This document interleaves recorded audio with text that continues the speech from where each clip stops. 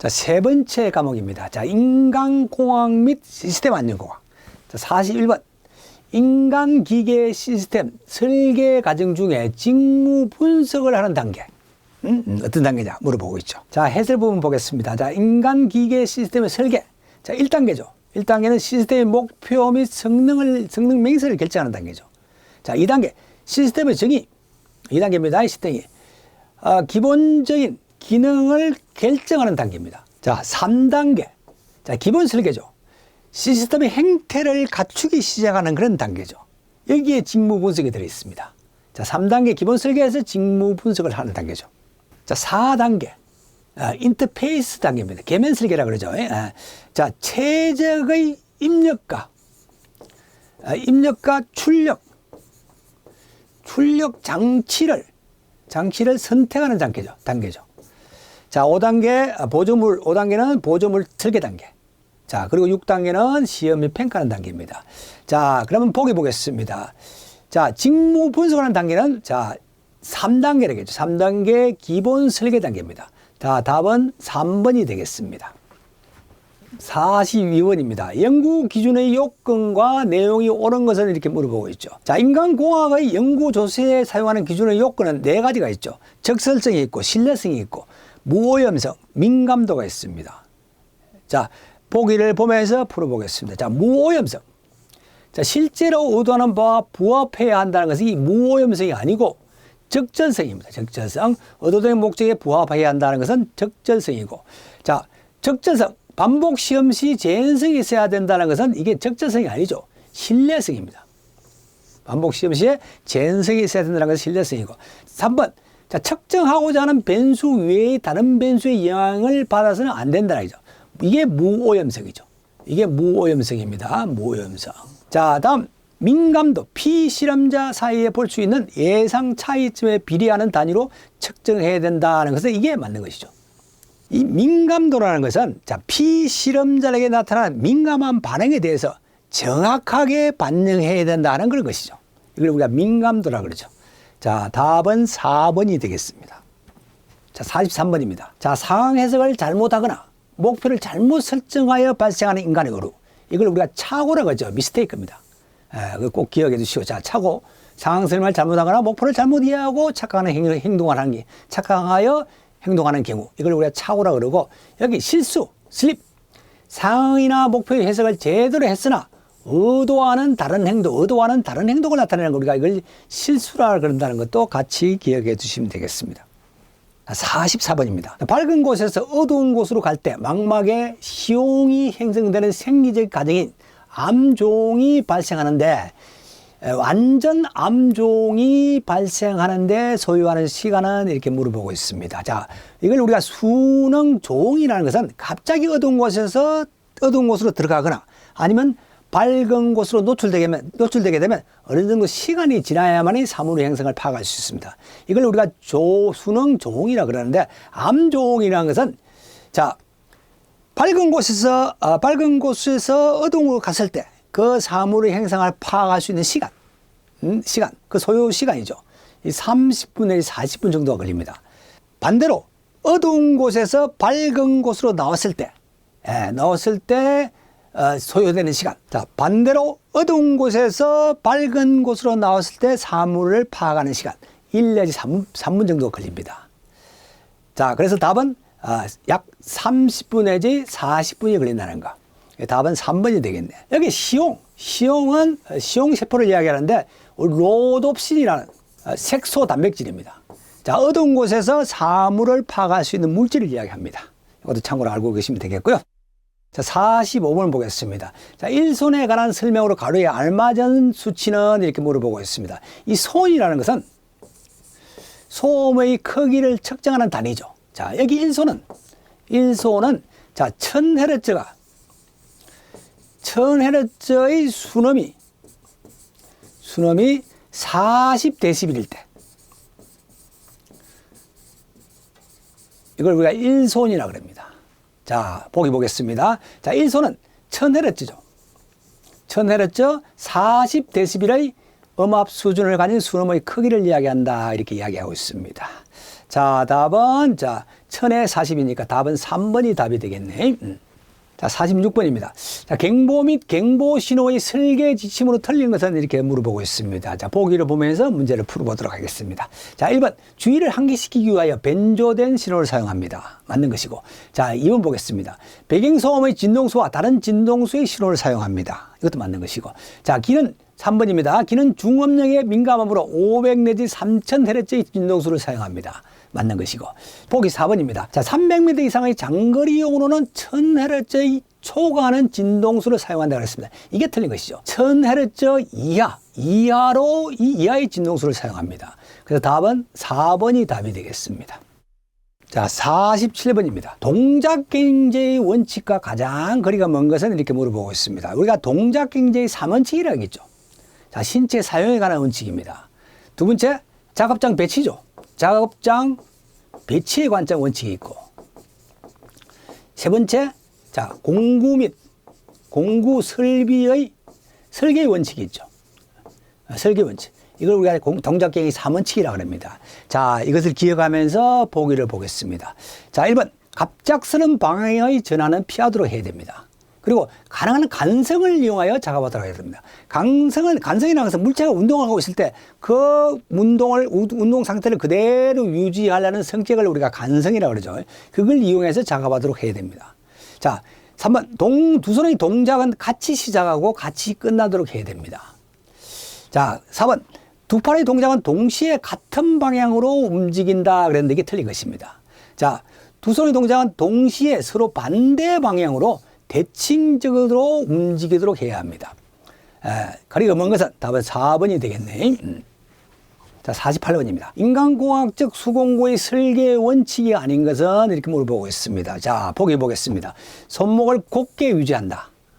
그리고 반복적인 손가락 동작을 피한다는 거. 자, 그리고 손잡이 접촉 면적을 작게 설계한다는데 이게 틀린 것입니다. 자, 가능한 한 크게 설계합니다. 자, 아닌 것은 답은 3번이 되겠네. 49번입니다. 자, 나이오시 지침에서 최대 허용 한계 MPL은 활동 한계의 AL의 몇 배인가? 3배죠. 자, 나이오시는 미국의 국립산업안전보건연구원입니다. 거기서 지침을 만들었는데 그 지침에서 최대 허용 한계 MPL. 자, 들어 올릴 때 최대한 허용된 무게 한도. 그리고 활동 한계 AL이죠. 자, 들어 올리기 작업의 실행 무게 한도. 자, 이것은 자, 최대 허용 한계는 활동 한계의 몇 배인가 물어보고 있죠. 최대 허용 한계는 활동 한계의 3배입니다. 답은 2번이 되겠네. 3배. 자, 50번입니다. 자, 조작과 반응의 관계, 그리고 사용자의 의도와 실제 반응과의 관계, 조정장치의 작동 결과에 관한 관계 등 사람이 기대하는 바와 일치하는 관계를 뜻하는 것은 우리가 양립성이라고 그러죠. 양립성. 자, 양립성이라는 것은 사람이 기대하는 바와 자극 또는 반응의 일치하는 관계를 우리가 이야기하는 것이죠. 여기는 공간적 양립성이 있죠. 그리고 운동적 양립성입니다. 그리고 개념적 양립성이 있고 양식 양립성이 있습니다. 여기 공간적 양립성이라는 것은 공간적 배치의 그 양립성이죠. 자, 오른쪽 기계의 버튼을 눌렀더니 오른쪽 기계가 움직인다는 거. 그리고 운동적 양립성이라는 것은 운동 방향에 대한 양립성입니다. 우리가 자동차 운전을 할 때 오른쪽으로 핸들을 돌렸더니 바퀴가 오른쪽으로 움직인다는 거. 자, 그리고 개념적 양립성이라는 것은 인간의 개념과 연관된 양립성이죠. 뜨거운 물은 빨간색이죠. 그리고 차가운 물은 파란색입니다. 이런 것을 우리가 개념적 양립성이고. 자, 그리고 이 양식 양립성이라는 것은 어떤 작업에 대해서 알맞게 자극하고 반응하는 양식 어떤 조합을 이야기합니다. 자, 기계의 어떤 특정 음성에 대해서 정해진 반응을 하는 것. 이런 걸 우리가 양식 양립성이라고 합니다. 자, 이 네 가지 양립성이 있다는 내용도 꼭 기억해 두십시오. 시험에 자주 출제되는 부분입니다.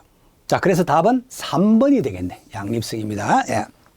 자, 51번입니다. 태양광선이 내리쬐는 옥외 장소입니다. 옥외 장소의 자연 석구 온도가 20도입니다. 흑구 온도가 18도고 근구 온도가 30도일 때 석구 흑구 온도 지수 WBGT는 얼마인가 이렇게 물어보고 있죠. 자, 석구 흑구 온도 지수는 실내에서 활동하는 사람의 열적 스트레스를 나타내는 지수죠. 자, 태양 강선이 있는 실외는 0.7, 0.2, 0.1입니다.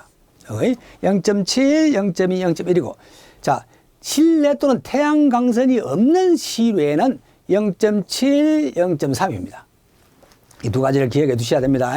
자, 여기서 WB는 자, 석고 온도죠. 자, W는 웨더입니다. 젖었다는 이야기죠. 습하다는 이야기입니다. 석고 온도고, 자, GT는 흑고 온도입니다. 그리고 DB는 긍구 온도죠. 말랐다는 얘기죠. 드라이입니다. 드라이. 이렇게 기억해 주셔야 됩니다.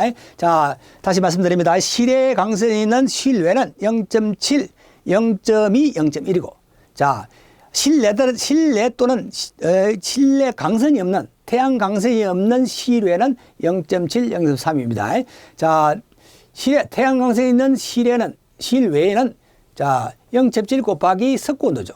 0.2 곱하기 흑고 온도하고 0.1 곱하기 긍구 온도입니다. 자, 이거 그대로 적용을 합니다. 이 공식을 적용하니까 0.7 곱하기 20도, 그리고 0.2 곱하기 18, 0.1 곱하기 30 하니까 20.6도가 나오다는 얘기죠. 답은 1번이 되겠네. 52번입니다. 통화 이해도 척도로서 통화 이해도에 영향을 주는 잡음의 영향을 추정하는 지수, 이걸 우리가 통화 간섭 수준이라 그러죠. 답은 2번이 되겠습니다.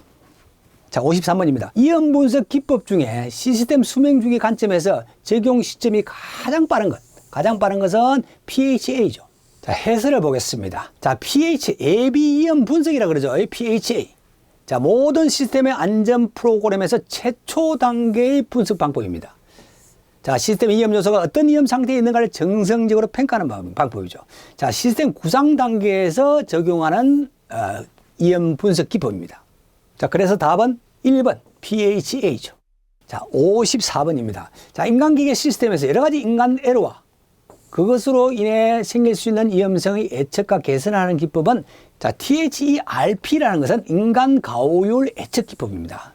자, 인간의 가오에 기인된 원인 분석이라든지 확률을 계산하는 분석 방법입니다. 자, 작업자의 실수 확률을 예측하는 데 가장 적절한 평가 기법이라는 것까지 알고 계시고.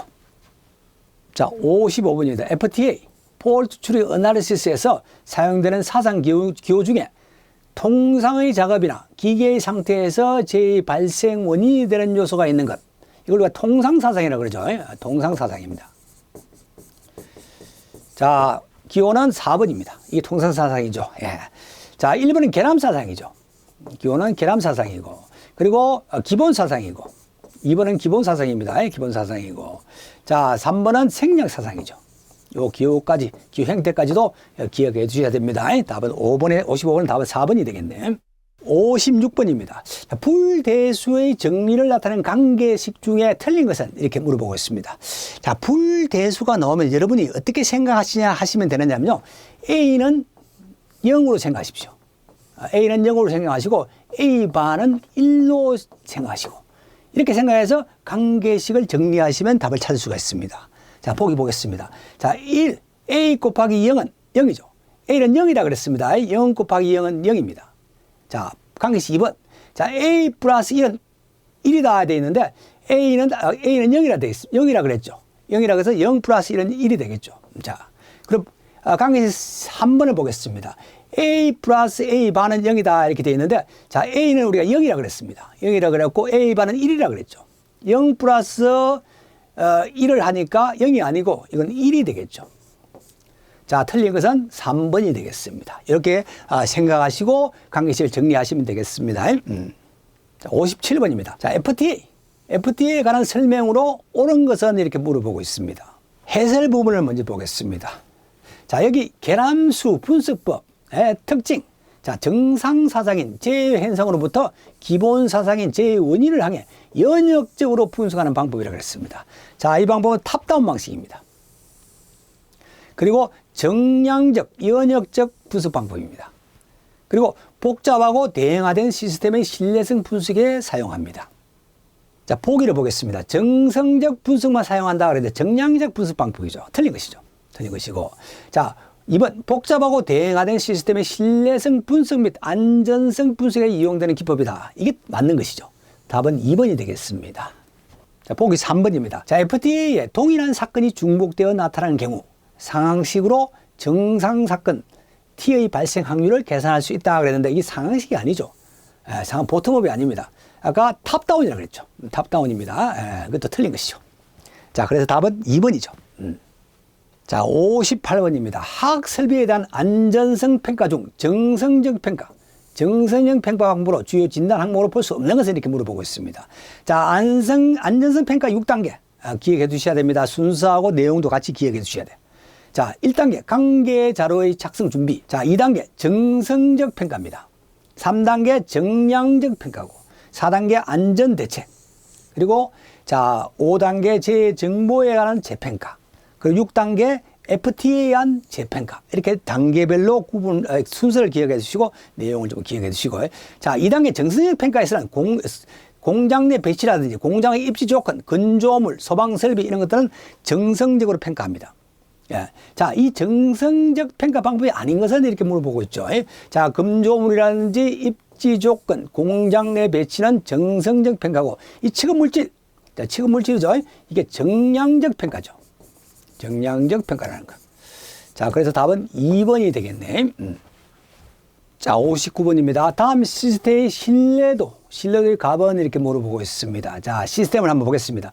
자, 0.7, 0.7은 백열로 연결되어 있고, 전체는 다 직렬로 연결되어 있습니다. 자, 백열로 계산하시고, 전체는 다 직렬로 계산하면 되겠죠. 이렇게 해서 계산한 값이 0.5824입니다. 이 답은 1번이 되겠네. 자, 60번입니다. N개의 요소를 가진 백열 시스템에 있어서 요소의 수명, 자, MTTF의 지수 분포를 따를 경우 이 시스템의 수명으로 옳은 것을 이렇게 물어보고 있습니다. 자, 우리가 MTTF라는 것은 평균 수명을 이야기하는 것이죠. 자, 이것이 직렬일 경우 시스템의 평균 수명은 N분의 MTTF입니다. 자, 백열일 때의 시스템의 평균 수명은 MTTF 곱하기 1 플러스 2분의 1 플러스 3분의 1 플러스 N분의 1입니다. 이 계산식. 자, 이 계산식을 물어보고 있는 거죠. 답은 3번이 되겠네. 자, 2번은 직렬이죠. 직렬. 금방 말씀드렸죠. 직렬입니다. 자, 3번이 백렬입니다. 자, 이 문제와 관련된 기출문제를 한번 풀어보겠습니다. 그러면 여러분이 이해가 더 빠르겠죠. 자, 부품 A가 있습니다. A와 부품 B가 있습니다. 백열로 연결되어 있습니다. 자, A 부품의 평균 수명은 10,000시간입니다. 자, B의 부품의 평균 시간도 10,000시간입니다. 자, 이때 이 시스템의 평균 수명을 구하라 하는 문제죠. 자, 평균 수명, 자, 10,000시간입니다. 10,000 곱하기 1 플러스 2분의 1이죠. 자, 이걸 계산하니까 2분의 2에서 2분의 3이죠. 2분의 3까지 하니까 15,000시간이 되겠네요. 자, 이 평균 수명은 15,000시간. 이렇게 구한다는 거죠. 자, 이 계산식 같이 기억해 두시면 되겠습니다. 자, 이렇게 해서 세 번째 과목까지 공부를 했습니다.